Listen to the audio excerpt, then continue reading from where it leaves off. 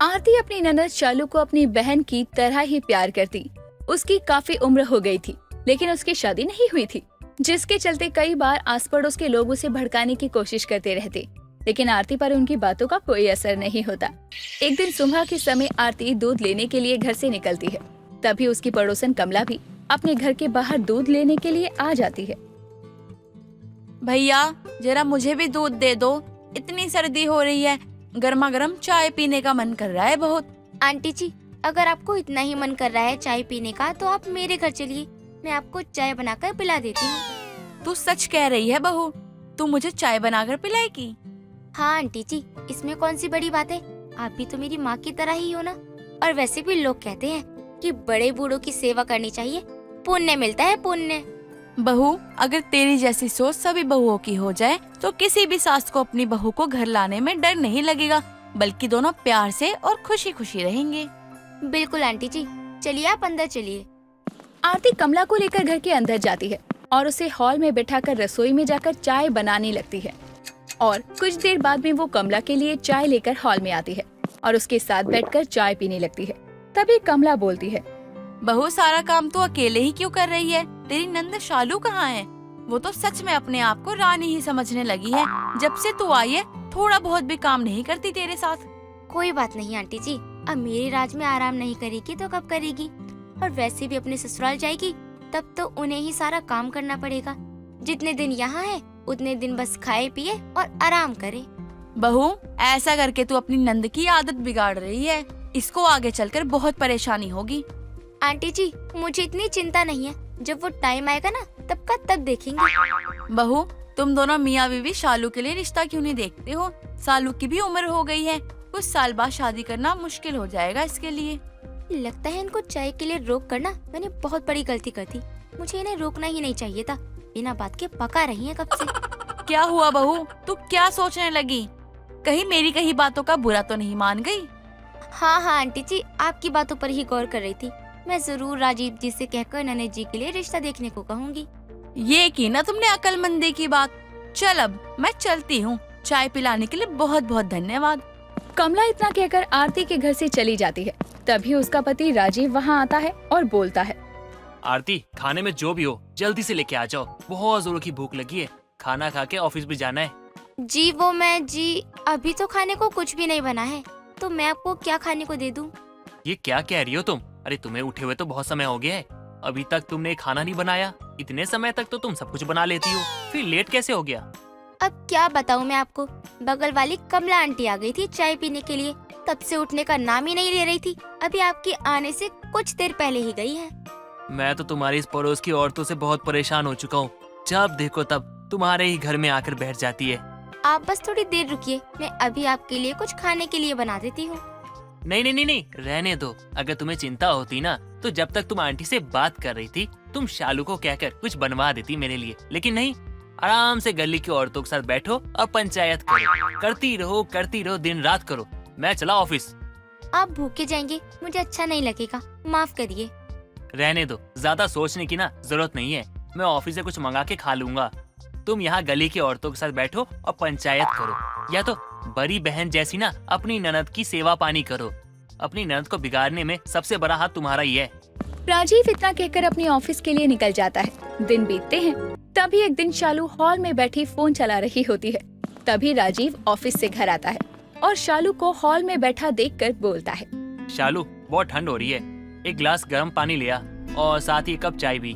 भैया, आपने सोच भी कैसे लिया कि ये सब मैं काम करूंगी? इन सब के लिए भाभी है ना, वो जब मार्केट से आ जाए तब उनसे ही पानी और चाय मांग लेना। शालू, तुम दिन प्रतिदिन ना बदतमीज होती जा रही हो। तुम्हारी भाभी ने ना तुम्हें बहन बहन बोल के पता नहीं सर पे चढ़ा के रखा हुआ है। अरे वो तुम्हारे लिए दुनिया से लड़ती है और तुम उसे नौकरानी समझती हो। भैया, मैं उन्हें नौकरानी नहीं बोल रही हूँ, बल्कि ये बोल रही हूँ कि ये सब काम वही करती है, तो उन्हें अच्छे से पता होगा कि कौन सा सामान कहाँ होगा, तो वो मुझसे जल्दी सब कर लेंगी। मैं तुमसे बस ये पूछ रहा हूँ कि तुम मेरे लिए गर्म पानी और चाय लाओगी या नहीं। भैया, ये सब काम मुझसे नहीं होगा। ठीक है, मैं खुद ही ले लेता हूँ, क्योंकि अगर तुम्हारी भाभी से कहूँगा ना कुछ तो वो तुम्हारी तरफ से बोलेंगी। कोई फायदा ही नहीं है मेरे बोलने का। राजीव इतना कहकर जैसे ही सोफे से उठता है तभी आरती मार्केट से आ जाती है और राजीव को देखकर कहती है। अरे राजीव जी, आप कब आए? अगर आप जल्दी ही आ रहे थे तो मुझे एक बार कॉल कर देते, तो मुझे मार्केट से पैदल नहीं आना पड़ता। मुझे थोड़ी पता था कि जल्दी छुट्टी हो जाएगी। हो गई तो घर आ गया। घर आया तो सर में दर्द था, तो आपकी बहन जैसी जो ननद है ना, उनसे बोला कि चाय और पानी दे दो, तो उन्होंने मना कर दिया। बोली भाभी आएंगी ना तो देंगी। ननद जी, ये क्या तरीका है अपने भाई से बात करने का? अगर एक दिन में घर पर नहीं हूँ तो तुम क्या अपने भाई को एक गिलास पानी भी नहीं दे सकती हो? ये बात तो बहुत गलत है ना। भाभी चलिए मान लिया कि आप मुझे अपनी बहन जितना प्यार करती है, लेकिन आप ऐसे मुझ पर हुक्म नहीं चला सकती। मेरा जो मन करेगा मैं वही करूँगी। ननद जी, ये क्या तरीका है बात करने का? मैं कोई हुक्म नहीं जमा रही हूँ आप पर, बल्कि सिर्फ आपको समझा रही हूँ। मैं कोई बच्ची नहीं हूँ जिसे आपको समझाने की जरूरत पड़े। मैं अपने आप में भी बहुत समझदार हूँ। देख लिया, और चढ़ाओ सर पे ऐसे। तुम्हारे कारण ना मैंने आतिश की शादी नहीं की थी, लेकिन अब मैं रुकने वाला नहीं हूँ। अब जल्दी से शादी करवा देता हूँ इसकी। जो भी करना होगा ना ससुराल जाके करेगी। राजीव इतना कहकर गुस्से में अपने कमरे में चला जाता है और शालू अपने कमरे में। ऐसे ही दिन बीतते हैं और दोनों में से कोई भी एक दूसरे से बात नहीं करता। राजीव अपनी बहन के बर्ताव को देखकर उसके लिए रिश्ता ढूंढना शुरू कर देता है और टाइम के साथ अच्छे लड़के के साथ उसकी शादी भी फिक्स कर देता है। जब शालू को इस बात का पता चलता है तो वो अपनी भाभी के पास जाती है। भाभी, मुझे अभी शादी नहीं करनी है। मेरी अभी 1 साल की पढ़ाई रह गई है। मुझे अपनी पढ़ाई पूरी कर लेने दीजिए। ननद जी, मैंने अपनी तरफ से आपको बचाने की पूरी कोशिश की। मैं आपको अपनी छोटी ननद नहीं बल्कि छोटी बहन मानती हूँ, लेकिन आपने अपने भैया के सामने मेरी इंसल्ट की। उस टाइम भी मैंने आपको बचाने की बहुत कोशिश करी, लेकिन आपने मेरी एक नहीं सुनी। अब मैं आपकी कोई मदद नहीं कर सकती हूँ। भाभी, आपको तो पता है ना कि शादी के बाद इतनी जिम्मेदारियां आ जाती है कि पढ़ाई हो ही नहीं पाती। और जैसे मेरी हरकतें हैं, मैं तो दोनों जिम्मेदारियों के साथ ससुराल में एक दिन भी गुजार नहीं पाऊंगी। वो आपकी परेशानी है, इसमें मैं कुछ नहीं कर सकती हूँ, क्योंकि अब मुझे भी अपने पति की बात सुननी पड़ेगी। मैं उनके खिलाफ तो नहीं जा सकती हूँ ना। इसमें तुम्हारे भैया ही तुम्हारी मदद कर सकते हैं और कोई नहीं, क्योंकि वो इतने जिद्दी हैं, तुम तो जानती हो ना। अपनी भाभी की बात सुनकर शालू भागते हुए अपने भाई के पास जाती है और बोलती है। भैया, मुझसे बहुत बड़ी गलती हो गई, मुझे माफ कर दीजिए। आगे से मैं किसी के साथ गलत बर्ताव नहीं करूँगी। बस मुझे शादी नहीं करनी है, आप ये शादी रोक दीजिए। तुम्हें गलती का एहसास हुआ, ये जान के मुझे अच्छा लगा, लेकिन ये शादी तो रुकेगी नहीं अब। भैया, मेरी पढ़ाई का क्या होगा? तुम्हें लगता है हम सब तुम्हारे दुश्मन हैं, लेकिन ऐसा नहीं है। तुम्हारी शादी की डेट हमने अगले साल की निकलवाई है, जब तक तुम्हारे एग्जाम भी खत्म हो चुके होंगे। अपने भाई की बात सुनकर उसकी जान में जान आ जाती है। उस दिन के बाद वो दोबारा किसी के साथ गलत बर्ताव नहीं करती, बल्कि जितना उसकी भाभी उससे प्यार करती, वो भी अपनी भाभी से उतना ही प्यार किया करती।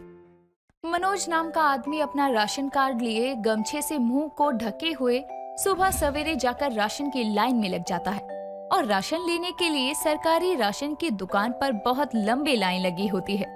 तभी मनोज के पीछे खड़ी औरत उससे कहती है, अरे भाई साहब, जरा सुनिए तो, मुझे आगे आने देंगे? 12 बजने को आए हैं, मुझे राशन लेकर बच्चों को स्कूल से लेने भी जाना है। बहन जी, मेरे भी बच्चे घर पर रो रहे हैं, ऊपर से इतनी लंबी लाइन है, मैं भी खड़ा हूँ ना, थोड़ा सब्र कीजिए, आ जाएगा नंबर। वैसे भाई साहब, आपकी आवाज कुछ जानी पहचानी लग रही है, थोड़ा अपना गमछा हटाएंगे?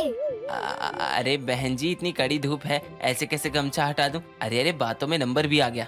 तभी मनोज अपना राशन कार्ड दिखाकर दुकान से राशन तुलवाकर बोरी में भरता है और कंधे पर बोरी ढोते हुए वहां से चला जाता है। कुछ दूर चलने पर वहां बड़ी सी कार आकर उसके पास रुकती है। वो राशन को कार में डालकर खुद भी उसमें बैठकर वहां से चला जाता है। कुछ देर बाद वो गाड़ी एक बड़े से बंगले के आगे रुकती है और गाड़ी का ड्राइवर उस राशन को गाड़ी में से उठाकर घर ले जाता है और मनोज भी अंदर जाता है तो घर के बड़े से हॉल में चाय पी रही उसकी पत्नी सुरमई कहती है, ले आए राशन, अब तो ये गमछा अपने मुंह से हटाइए, आपका ही घर है ये। तभी मनोज गमछा उतार कर सोफे पर बैठ जाता है और कहता है, बढ़ते समय के साथ साथ तो राशन की लाइन भी लंबी होती जा रही है भाग्यवान। अरे अब फ्री का राशन के लिए थोड़ी मेहनत तो लगनी ही है ना। जब राशन कार्ड बना है तो राशन घर तक लाने में दिक्कत क्या है, कम से कम पैसे तो बचते हैं। वैसे भी इतनी महंगाई है, गरीब तो गरीब, अमीर भी बचत नहीं कर पाते। सही कह रही हो, राशन कार्ड होने का कुछ तो फायदा है। चलो मैं थोड़ा आराम कर लेता हूँ, फिर गैराज के लिए निकलूंगा।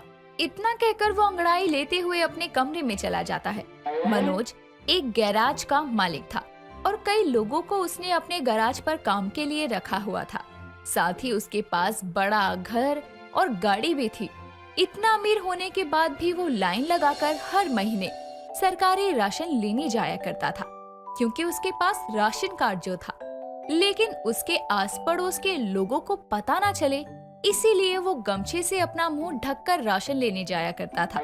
एक रोज मनोज के मोहल्ले में रहने वाली चंपाकली उसके घर आती है। अरे चंपाकली, तुम यहाँ? अरे आप लोग खाना खा रहे हो ना, और देखो ना मेरे घर में तो अभी खाना बना भी नहीं है। अरे किस काम से आई हो, ये तो बता दो। अभी तो सब्जी में डालने के लिए हरी मिर्च लेने आई थी, लेकिन आप अमीर लोगों के खाने की खुशबू के कारण मेरे तो पेट में गुड़गुड़ होने लगी। ओहो सुरमई बैठी क्या हो, उसे हरी मिर्च दे दो वरना यहीं खाने बैठ जाएगी। मनोज बोल ही रहा था कि तभी चंपाकली उनके साथ खाने के लिए बैठ जाती है और चावल को देखते हुए कहती है, हाय दैया मनोज भैया, वैसे तो बहुत अमीर हो, तुम्हारे घर में तो बासमती वाले लंबे लंबे चावल की महक आनी चाहिए, लेकिन ये चावल तो टुकड़ी वाले और कितने छोटे दिखाई पड़ रहे हैं। ऐसे चावल तो सरकारी राशन में मिलते हैं। अरे चंपाकली, पागल हो गई है क्या? हम क्यों राशन के चावल खाने लगे? ये तो मेरी सास ने गांव से भेजे हैं। आज इनका मन बहुत कर रहा था तो बस इसीलिए बना दिए। अच्छा वही तो, वैसे भी आप लोगों के पास तो राशन कार्ड भी नहीं होगा। खैर अभी बैठ गई हूँ तो पेट पूजा कर ही लेती हूँ। आपको कोई ऐतराज तो नहीं है ना? होगा भी तो, तुम कौन सा खाने पर से उठ जाओगी? हाँ ये तो सही कहा आपने। आप लोग क्या रुक गए? खाइए खाइए खाना। इतना कहकर वो फटाफट खाना खाने लगती है। समय बीतता है। ऐसे ही मनोज हर महीने राशन की दुकान से राशन लाता ही रहता। एक रोज वो अपनी कार में बैठकर गैराज जा रहा था, तभी रास्ते में सुरमई का कॉल आता है। क्या हुआ, अभी तो मैं गैराज भी नहीं पहुंचा, फोन क्यों किया? वो इस महीने का राशन 2 दिन पहले ही दुकान पर आ गया। दूध लेकर लौट रही थी तो राशन की लाइन देखी मैंने। इससे पहले कि राशन खत्म हो जाए आप जाकर ले आइए। ओहो ठीक है, फोन रखो, मैं राशन लेकर आता हूँ। राशन कार्ड कार में ही रखा हुआ है मैंने। ठीक है। सुरमई कॉल कट कर देती है और मनोज कार को राशन की दुकान की तरफ मोड़ लेता है। कुछ ही देर में वो वहाँ पहुंचकर रुमाल से अपना मुंह ढककर राशन के लिए लाइन लगा लेता है। राशन लेने की जल्दी में वो ये भूल जाता है कि इतनी लंबी लाइन में अकेला वही था जो चमकदार शर्ट, पैंट और बूट पहने राशन के लिए खड़ा था। लोग उसे घूर घूर कर देखने लगते हैं। तभी लाइन में खड़ी एक औरत चंपाकली से कहती है, अरे चंपाकली, ये कौन आदमी है जो नए कपड़े पहनकर ही राशन लेने चला आया? कपड़ों से तो अमीर जान पड़ता है। सही कह रही हो तुम, वैसे ये शर्ट तो कहीं देखी देखी लग रही है। छोड़ो ना, हमें क्या। अरे ऐसे कैसे छोड़ दे, ये होगा तो हमारे मोहल्ले से ही ना। दोनों बात कर रही थी कि तभी मनोज का नंबर आ जाता है और वो राशन कार्ड दिखाकर राशन लेकर वहाँ से जाने लगता है। लेकिन तभी जोर से चीखने के कारण उसका रुमाल खुलकर गिर जाता है और वो जल्दी जल्दी वहाँ से जाने लगता है। लेकिन चंपाकली और मोहल्ले में रहने वाली वो औरत उसे देख चुकी थी। अगले दिन सुरमई गली में सब्जियां लेने लगती है तो वहाँ मोहल्ले की और औरतें भी खड़ी थी। तभी वो औरत ताना देकर कहती है, लो भाई, अमीर लोग ठेले से सब्जियां लेने आ गए। अरे काकी, ऐसा क्यों कहती हो? अमीर हूँ लेकिन हूँ तो इंसान ही ना। इंसान नहीं, आप तो महान इंसान हो। और काकी, ये अमीर नहीं, राशन कार्ड वाले अमीर हैं। तुम दोनों ये क्या बात कर रही हो? अरे सुरेखा बहन, तुम नहीं जानती इस सुरमई को और इसके पति को। इतना अमीर होने के बाद भी राशन कार्ड का फायदा उठाकर एक गरीब के हिस्से का राशन लेते हैं ये लोग। हाँ, कल हम खुद मनोज भैया को मुंह पर रुमाल बांधे राशन की लाइन में लगा देखे। हाय दैया, सरकार राशन में अनाज गरीबों के लिए बांटती है और सुरमई तुम अमीर होकर भी राशन उठा रही हो। इतना लालच। सुरमई बिना कोई जवाब दिए वहाँ से चली जाती है। समय बीतता है। मोहल्ले वाले सभी मनोज को राशन कार्ड वाला अमीर कहकर बुलाने लगे थे। एक रोज मोहल्ले की औरतें साथ में मंदिर पूजा के लिए पहुँचती हैं, तो देखती हैं कि मंदिर पर भंडारा चल रहा है जो कि मनोज और उसकी पत्नी करवा रहे हैं। तभी वो कहती है, देखो तो, गरीब का राशन इकट्ठा करके ये राशन कार्ड वाले अमीर भंडारा करवा रहे हैं। इनके बारे में इतने कड़वे शब्दों का प्रयोग मत करो। आप लोग जिन्हें आप सब गरीब का राशन लेने वाले समझते हैं, वो किसी का राशन नहीं हड़प रहे। बल्कि हर महीने यहाँ मंदिर में आकर गरीबों को अनाजदान करते हैं, भंडारा करवाते हैं, क्योंकि ये लोग हमेशा से संपन्न नहीं थे। नमस्ते पंडित जी। पंडित जी, ये आप क्या कर रहे हैं? यही कि मनोज ने अपनी जिंदगी में बहुत गरीबी देखी है, जब उसके पास कोई काम नहीं था और छोटे से घर में उसके परिवार के 5 सदस्य गुजारा करते थे। राशन मिलने पर उसके परिवार को 2 समय का खाना नसीब होगा, इसीलिए उसने बहुत भाग दौड़ करके राशन कार्ड बनवाया। धीरे धीरे उसकी मेहनत से आर्थिक हालत सुधरे तो वो संपन्न हुआ और इस तरह गरीबों की मदद करने लगा। पंडित बोल ही रहा था कि तभी मनोज और सुरमई वहाँ आकर कहते हैं, पंडित जी आप भी प्रसाद ग्रहण कर लीजिए और आप लोग भी। देखिए, हमें पंडित जी ने सब बताया है, हो सके तो हमें माफ कर दीजिए। सुरमई भाभी आप भी। हाँ, मैं राशन कार्ड वाला अमीर हूँ, क्योंकि मुझे उस राशन की कद्र है। मेरे पास राशन कार्ड है, अगर मैं राशन ना लूँ तो उसकी काला बाजारी हो सकती है, इसीलिए मैं वो राशन लेकर किसी जरूरतमंद को दान कर देता हूँ, क्योंकि एक समय इसी राशन कार्ड के कारण मैंने अपने परिवार का पेट भरा था। सच में मनोज, तुम राशन कार्ड वाले अमीर नहीं बल्कि दिल के भी अमीर हो। इस तरह राशन कार्ड वाले अमीर की सच्चाई सामने आती है, जिसके बाद वो अपने राशन कार्ड का मिला राशन किसी गरीब को दान देकर आ जाता है। साथ ही हर महीने मंदिर पर भंडारा भी करवाता है। किसी गांव में रानी नाम की एक लड़की अपनी छोटी सी फैमिली के साथ रहा करती थी। उसकी फैमिली में उसके पापा शंकर, मम्मी कुसुम और छोटी बहन रोशनी थी। वैसे तो रानी थी 18-19 साल की, पर उसका दिमाग बिल्कुल एक 5 साल के बच्चे जैसा था और उसे खजूर खाने का बहुत शौक था। वो गांव में जिस किसी के पास भी खजूर देखती तो या तो उससे मांग कर खा लेती या फिर छीन कर भाग जाया करती और खूब मजे से खाती। ऐसे ही एक दिन रानी के पापा घर में कुछ खजूर लेकर आते हैं और रानी की माँ कुसुम को देते हुए कहते हैं, ये लो रानी की माँ खजूर, रानी से छिपा कर रख देना, वरना सारे के सारे एक बार में ही खा जाएगी वो, और पता भी नहीं चलेगा कि सारे खजूर आखिर गए तो गए कहाँ। ठीक है जी, आप सही वक्त पर घर आए हैं और अभी रानी बाहर है। अगर घर में होती तो उसे पता चल जाता आप खजूर लाए हैं और वो सारे खजूर खा जाती। मैं इन्हें छुपा कर रख देती हूँ रानी से। ये कहकर कुसुम सारे खजूर अलमारी में छुपा देती है और ऐसे ही छुपाती है कि रानी को पता न चले। और शाम को रानी बाजार से जब घर वापस आती है तो रानी की नाक इतनी तेज थी कि वो घर में घुसते ही खजूर की खुशबू को सूंघ लेती है और वो खुश हो जाती है, जिसके बाद वो जोर जोर से अपनी माँ कुसुम को आवाज लगाती है, माँ, ओ माँ, कहाँ हो तुम? जल्दी बाहर आओ माँ। क्या हुआ? क्यों इतनी तेज तेज चिल्ला रही है? मेरे कान के पर्दे फाड़ेगी क्या चिल्ला चिल्ला कर? ओ मेरी प्यारी माँ, जल्दी से बता दो वो कहाँ है। क्या कहा है? क्या बता दूं मैं तुझे? देखो अब ज्यादा बनो मत, मुझे सब पता है। आज घर में वो आए हैं। कौन आया है घर में? किसकी बात कर रही है तू? अरे माँ, वही मेरे दिल का चैन, मेरी रातों की नींद, जिससे मैं बहुत प्यार करती हूँ और उसके बिना रह नहीं सकती। क्या तुझे शर्म नहीं आती? ये सब बातें अपनी माँ के सामने कर रही है। हे भगवान, ये मैं क्या सुन रही हूँ?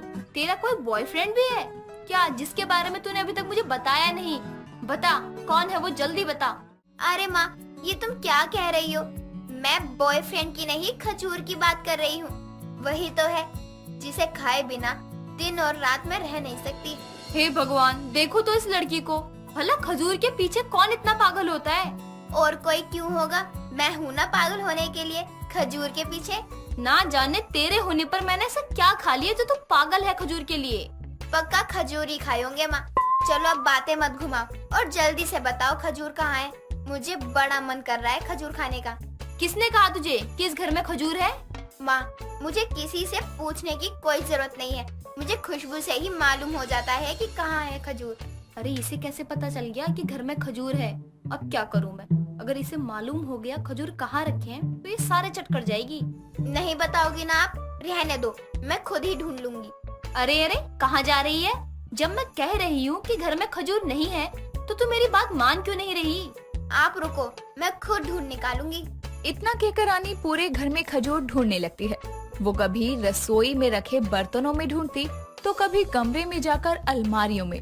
आखिर में काफी ढूंढने पर उसे अपनी माँ पापा के कमरे की अलमारी में से खजूर मिलते हैं और वो उन खजूरों को अपनी लालच भरी निगाहों से देखते हुए कहती है, कितना इंतजार करवाया है तुमने मुझसे, मैं कब से तुम्हें ढूंढ रही थी। तुम्हें खाने के लिए मेरे मुंह से पानी टपक रहा था। तुम कितने मीठे और रसीले हो। अब और इंतजार नहीं होता, जल्दी से मेरे पेट में आ जाओ। तभी वहाँ पर कुसुम दौड़ती हुई आती है और जैसे ही रानी खजूर मुंह में डाल ही रही थी कि कुसुम उसके हाथ का निवाला छीन लेती है और ये देखकर रानी कहती है, माँ ये क्या कर रही हैं आप? मुझे मेरे खजूर दे दो जल्दी से, मुझे भूख लगी है बहुत। इन खजूरों को देखकर मेरे मुंह से बहुत पानी आ रहा है। नहीं, ये तेरे पापा अपने लिए लाए हैं, मैं तुझे इनमें से एक भी नहीं दूंगी। माँ ऐसा मत कहो, आखिर मैं तुम्हारी बेटी हूँ। और तेरे पापा मेरे पति हैं। बस यही था तुम्हारा प्यार माँ, यही थी तुम्हारी ममता। एक खजूर के पीछे तुम अपनी फूल सी बच्ची से झगड़ा कर रही हो। रानी के ये झूठे ड्रामे देखकर कुसुम उससे कहती है, बस बस सब जानती हूँ मैं, तेरे ये फिल्मी ड्रामे, समझी? इनमें से तुझे सिर्फ 2 खजूर दूंगी, उनमें से एक भी ज्यादा नहीं। मंजूर है? चलो ठीक है, 2 ही सही पर 2 तो। अब कुसुम रानी को 2 खजूर निकाल कर दे देती है और बाकी के खजूर फिर से छुपा कर रख देती है।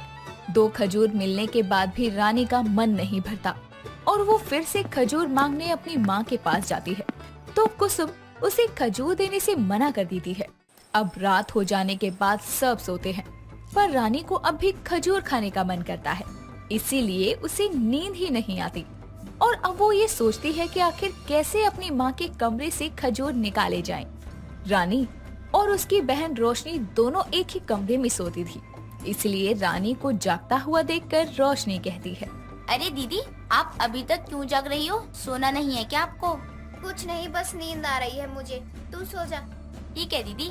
अब रोशनी के सोने के बाद रानी दबे पांव अपनी माँ कुसुम के कमरे में जाती है, जहाँ उसके माँ पापा दोनों सो रहे थे, और रानी धीरे से अपनी माँ की अलमारी से सारे खजूर निकाल कर अपने कमरे में ले आती है और सारे के सारे खजूर खा जाती है। और किसी को रानी पर शक न हो, इसीलिए वो घर का सारा सामान इधर उधर बिखेर देती है, जिससे कि सबको लगे कि घर में चोर आया था और कुछ ना मिलने पर वो खजूर चुरा कर ले गया। ये सब करके रानी आराम से बेफिक्र होकर कमरे में जाकर सो जाती है। अगले दिन सुबह के समय जब कुसुम उठती है तो वो देखती है कि घर का सब सामान फैला है और वो जोर जोर से कहती है, हे भगवान, ये क्या हो गया? घर में सब सामान यहाँ वहाँ फैला है, घर में चोरी हो गई क्या? अजी सुनते हो रानी के पापा, जरा बाहर आओ सब। कुसुम की आवाज सुनकर घर के सभी लोग अपने अपने कमरों से बाहर आते हैं और देखते हैं कि घर का सारा सामान फैला है। ये देखकर रानी के पापा यानी शंकर कहते हैं, अरे ये सब क्या है? ये किसने किया? वही तो मैं भी सोच रही हूँ, ये सब किसने कर दिया? अजी देख लो, कहीं घर में कोई सामान चोरी तो नहीं हो गया? पैसे वैसे चोरी तो नहीं हुए ना? ये सब देखकर कुसुम घर के सब सामान को चेक करने लगती है कि कहीं कुछ चोरी तो नहीं हुआ।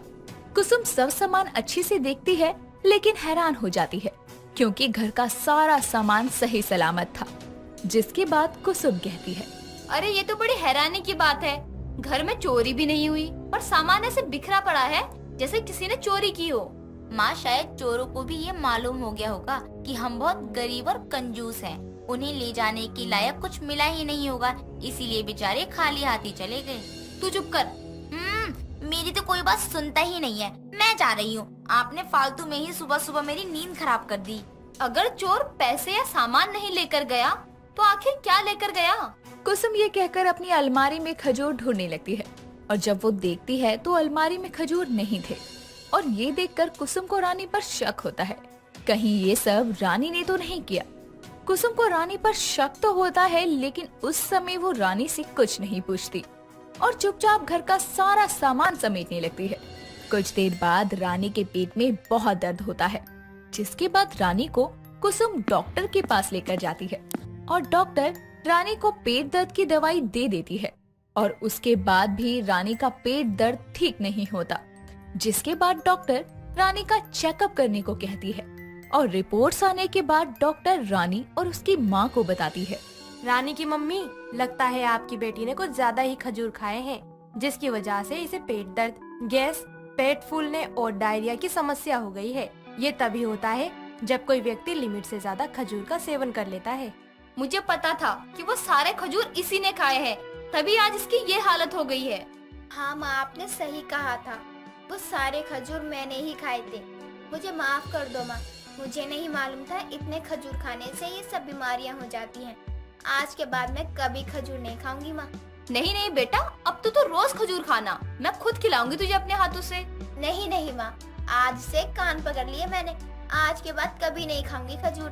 रानी की बात सुनकर डॉक्टर और कुसुम हंसने लगते हैं और रानी भी उस दिन के बाद से खजूर नहीं खाती। दोस्तों, अगर आपको ये कहानी पसंद आई तो इसे लाइक करें, शेयर करें और कमेंट करके बताएं कि कहानी में आपको सबसे अच्छा क्या लगा।